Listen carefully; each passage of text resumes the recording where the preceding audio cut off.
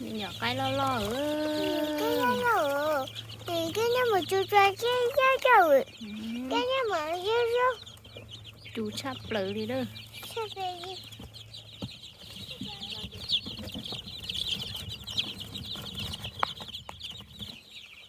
Mới cho tao lo theo, cho tao nó lo theo. rồi người nó chào Đi lấy xe. yeah chào Đi lấy chiếc khẩu nào mà. nó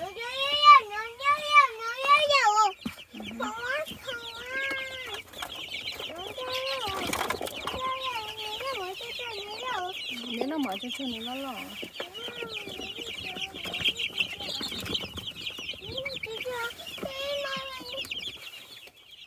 Tao cho tao nó.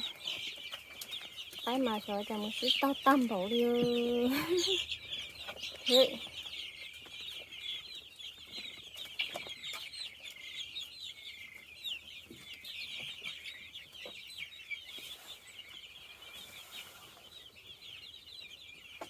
Cú thì nó cái theo lo sai.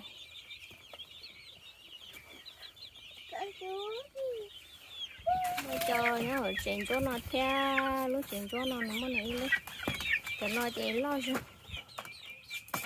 cho nó tí ở trong hộp liền á cho nó này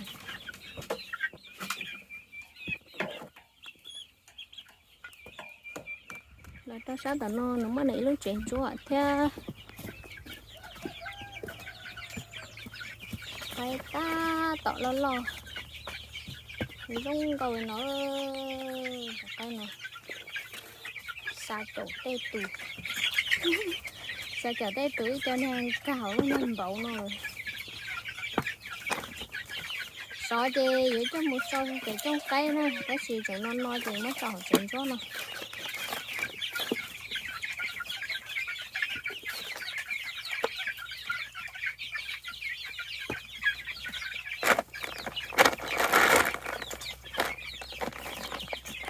nhận mà nó xa tọt cây thế này